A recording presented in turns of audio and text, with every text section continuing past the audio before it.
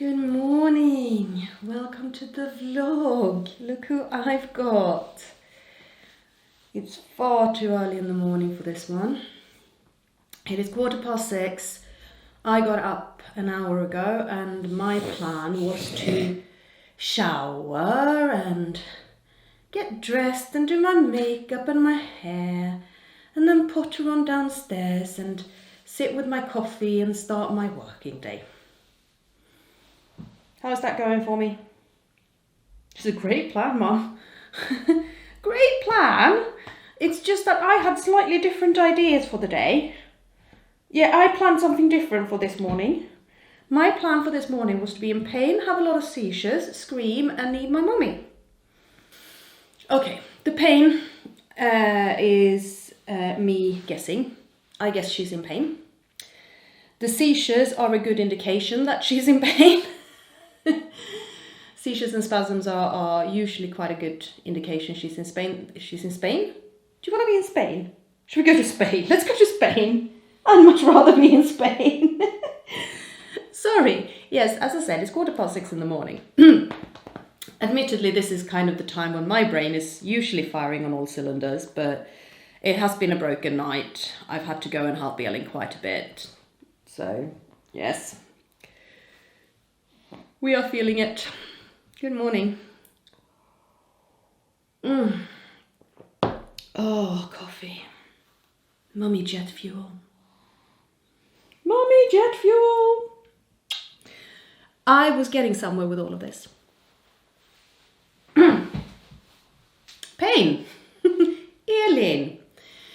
Yes. Hi. I had planned that I was going to sit down and do some administrative work for me this morning. I had also planned to film an update on Elin's hip and an update on my wrist at some point today.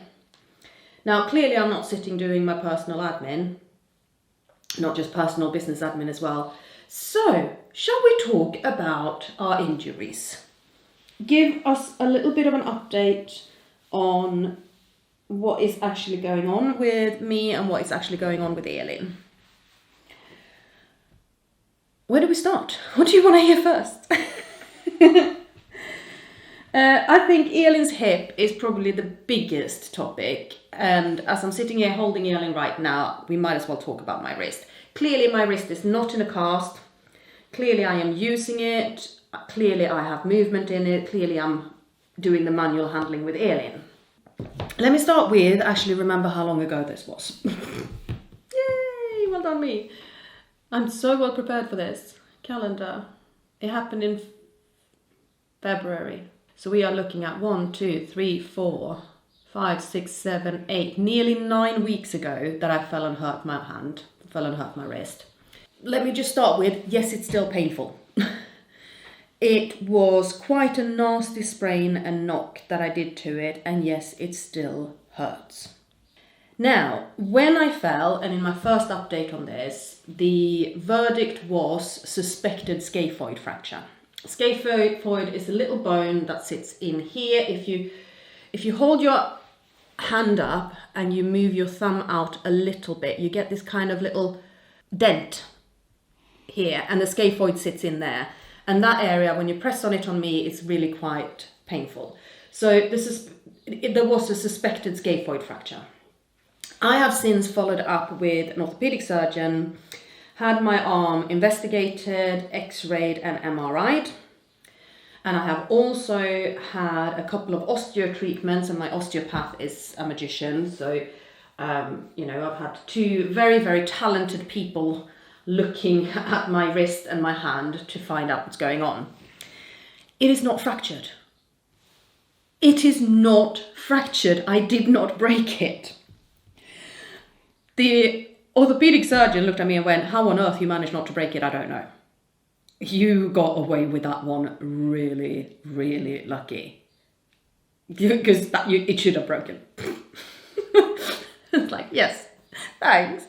So I didn't break it. I didn't even get a hairline fracture. There is no damage to the tendons and ligaments. Yes, the scaphoid is very, very, very bruised. And the arm is sprained.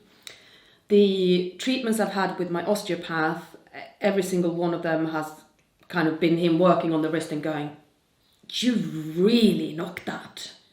Whoa. And also going, wow, you heal fast. And yes, I do heal fast. I have pain, sort of, it's not really pain, but it's a weird kind of numbness and ache and discomfort and pins and needles in these two fingers here, which means that there's a nerve trapped here. The orthopedic surgeon says carpal tunnel. My osteopath says ulnar nerve.